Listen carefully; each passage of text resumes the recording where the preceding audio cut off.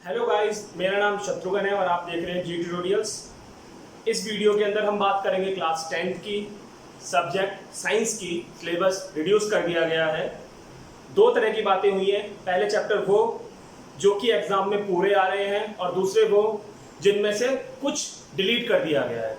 तो हम सबसे पहले बात करेंगे उन चैप्टर्स की जो इस एग्जाम में पूरे आ रहे हैं, जिनमें से कुछ भी डिलीट नहीं किया गया। तो चलिए देखते हैं वो चैप्टर्स कौन से हैं। तो ये जो चैप्टर्स आपके सामने हैं, इनमें से कुछ भी डिलीट नहीं किया गया है। No changes in this chapter. ये चैप्टर पूरे के पूरे जैसा आपकी बुक में दिए हुए हैं आएंगे पेपर में और आपको इन्हें प्रिपेयर करना होगा। चलिए अब हम उन चैप्टर्स के बारे में बात करते हैं जिनमें से कुछ डिलीट किया गया है। हम बारी बारी से उन चैप्टर्स के बारे में बात करेंगे कि उनमें से क्या क्या डिलीट किया गया है।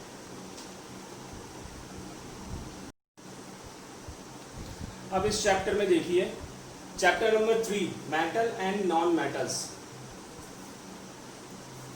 अब इस चैप्टर में देखिए chapter number 3 metal and non metals. इसमें बहुत बड़ा चेंज किया गया है। आपको तो लग रहा होगा केवल यहाँ पे 2 पॉइंट लिखे हैं, बट दरअसल मैं आपको इसका एग्जैक्टली मीनिंग बताता हूँ कि इस चैप्टर में से क्या काटा गया है। ये चैप्टर पूरा डिलीट नहीं हुआ है, यानी ये एग्जाम में आएगा, बट इसमें से बहुत बड़े टॉपिक्स को हटा दिया गया है जो डिफिकल्ट थे। मैं आपको इन दोनों का मीनिंग समझा देता हूँ इन शॉर्ट। आपकी बुक के अंदर एनसीईआरटी में जहां पर भी ऑकरेंस ऑफ मेटल लिखा होगा ब्लू कलर से, आपकी एनसीईआरटी बुक में ब्लू कलर से ऑकरेंस ऑफ मेटल टॉपिक जहां से लिखा होगा, उसके आगे से पूरा एंड तक इस चैप्टर में कुछ भी नहीं आएगा।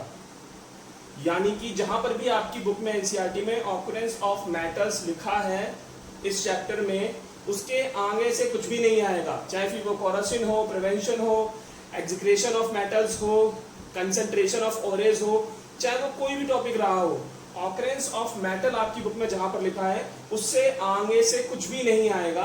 हाँ, उससे पहले जितने भी टॉपिक्स थे, मेटल की प्रॉपर्टी, नॉन मेटल की property, formation of ions, ions की प्रॉपर्टी, वो सब आएगा। लेकिन ऑकरेंस ऑफ मेटल के आगे से जितना भी लिखा है इस चैप्टर में, उनमें से कुछ भी नहीं आएगा, वो टोटली डिलीट हो गया है। तो ये बहुत बड़ी बात है। अब चलते हैं नेक्स्ट चैप्टर की तरफ।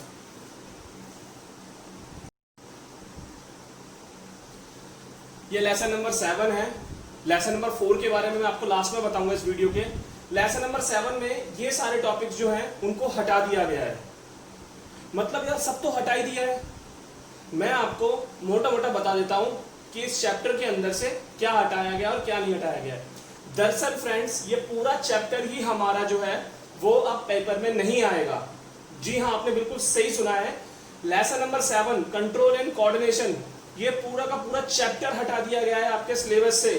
तो ये पूरा का पूरा चैप्टर जो है अब ये हमारे एग्जाम में नहीं आएगा। Exam not coming, in exam not coming. Reality, मैं आपको रियलिटी बता रहा हूं, सच में ये पूरा चैप्टर ही हट गया है।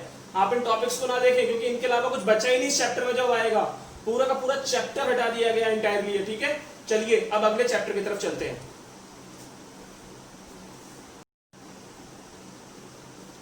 अब लेसन नंबर 9 की बात करते हैं, हेरिडिटी एंड इवोल्यूशन। दरअसल इस चैप्टर में इवोल्यूशन कॉन्सेप्ट को हटा दिया गया है। इसका क्या मतलब हुआ, मैं आपको फ्रेंडली समझाता हूं। आपकी बुक के अंदर, एनसीईआरटी की बुक के अंदर जहां पर भी इवोल्यूशन लिखा हुआ है, लेसन नंबर 9 में जहां से भी इवोल्यूशन लिखा हुआ है, जहां से भी स्टार्ट हो रहा है, उसके आगे से पूरा चैप्टर हटा दिया गया है। यानी इवोल्यूशन के आगे आपको इस चैप्टर में कुछ भी नहीं पढ़ना है। आई प्रॉमिस, कुछ भी नहीं पढ़ना है। यानी मैं आपको बताऊं तो 50% इस चैप्टर का हटा दिया गया है पेपर से। 50% जो है वो डिलीट कर दिया गया है आपका। यानी कि अब आपको इवोल्यूशन नहीं पढ़ना है। अब इस चैप्टर का नाम केवल बचा है हेरिडिटी। यानी जहां तक हेरिडिटी के बारे में बात हो रही है, आपको इस चैप्टर में वही पढ़ना है जहां से आपकी बुक के अंदर एनसीईआरटी में इवोल्यूशन स्टार्ट हुआ है, ब्लू कलर से लिखा होगा, वहां से आपको आगे से नहीं पढ़ना है। ओके, अब चलिए नेक्स्ट चैप्टर की तरफ चलते हैं। Lesson number 11 the chapter I and the colourful world. अब इसमें से क्या क्या आएगा और क्या क्या नहीं आएगा चलिए मैं आपको बता देता हूँ। वैसे ऑलरेडी मैंने लिखा हुआ है बट मैं आपको फ्रेंकली समझाता हूँ। आप जैसे ही लेसन नंबर 11 ये वाला चैप्टर अपनी एनसीईआरटी की बुक में ओपन करेंगे तो सबसे पहले आपको लेसन नंबर 11 के अंदर ये वाला पॉइंट देखने को मिलेगा। ओके, आपको इसे नहीं पढ़ना। उसके बाद आपको ये वाला टॉपिक देखने को मिलेगा आपकी बुक के अंदर, आपको ये वाला टॉपिक भी पूरा नहीं पढ़ना। उसके बाद आप जब आगे बढ़ेंगे 11 चैप्टर में तो फिर आपको अपनी एनसीईआरटी बुक में ये वाला टॉपिक देखने को मिलेगा जिसके अंदर ये 3 टॉपिक कवर हो रहे होंगे, आपको इनको भी नहीं पढ़ना है। जब आप इनके आगे बढ़ेंगे तो फिर आपको मिलेगा refraction of light through prism, वहां से आपको लेसन नंबर 11 को पूरा एंड तक पढ़ना है। Refraction of light through prism, वहां से आपको 11 चैप्टर को पूरा एंड तक पढ़ना है, लेकिन ये स्टार्टिंग के जो टॉपिक्स हैं आपको इन्हें छोड़ देना है। आई होप आपको समझ में आ गया होगा। चलिए अब अगले चैप्टर की तरफ चलते हैं। अब 13 चैप्टर जो हमारा है मैग्नेटिक इफेक्ट ऑफ करंट, इसके अंदर ये सारे टॉपिक्स जो हैं वो डिलीट कर दिए गए हैं, यानी कि ये नहीं आएंगे। लेकिन क्योंकि मैं इस वीडियो में आपको अलग तरीके से समझा रहा हूं तो मैं आपको कुछ फ्रेंकली बातें समझा देता हूं। जब आप लेसन नंबर 13 अपनी एनसीईआरटी की बुक में ओपन करेंगे तो वहां पर रेड कलर से, लाल रंग से आपको एक टॉपिक लिखा हुआ मिलेगा इलेक्ट्रिक जनरेटर, यानी कि ये टॉपिक जहां पर भी मिले लेसन नंबर 13 एनसीईआरटी बुक में, ये टॉपिक आपको जहां पर भी मिले, किसी भी पेज पर मिले, इस टॉपिक से आगे आपको नहीं पढ़ना, क्योंकि इस टॉपिक से आगे ये सारे टॉपिक्स हैं जो आपको नहीं पढ़ने हैं। तो इस टॉपिक से आगे पूरा चैप्टर आपको नहीं पढ़ना, लेकिन हाँ इस टॉपिक से पहले जो चैप्टर है 13 हमारा वो पूरा पढ़ना है। यानी जब आप 13 चैप्टर खोलेंगे तो उसमें इलेक्ट्रिक जनरेटर जहां पर भी लिखा होगा रेड कलर से, लाल रंग से लिखा हुआ है आपकी बुक में, उसके आगे आपको कुछ भी नहीं पढ़ना क्योंकि सारे टॉपिक यही है, लेकिन उसके पहले आपको सब कुछ पढ़ना है इस चैप्टर में। ठीक है, ओके, चलिए अब अगले चैप्टर की तरफ चलते हैं। Chapter number 14 source of energy. मैंने यहाँ पर डिलीटेड टॉपिक्स के बारे में कुछ भी नहीं लिखा। इसका मतलब क्या, ये पूरा चैप्टर आ रहा है? नहीं, ये पूरा चैप्टर डिलीट हो चुका है। आपके एग्जाम में इसमें से एक भी क्वेश्चन नहीं आएगा, तो आपको इसे पढ़ने की जरूरत नहीं है। In exam not coming, okay, fully deleted chapter. Okay guys, चलिए अगले चैप्टर की तरफ चलते हैं। Guys chapter number 16 management of resources, इसमें से कुछ भी डिलीट नहीं हुआ, यानी ये पूरा चैप्टर आएगा। लेकिन क्या ये पेपर में आएगा? बिल्कुल नहीं।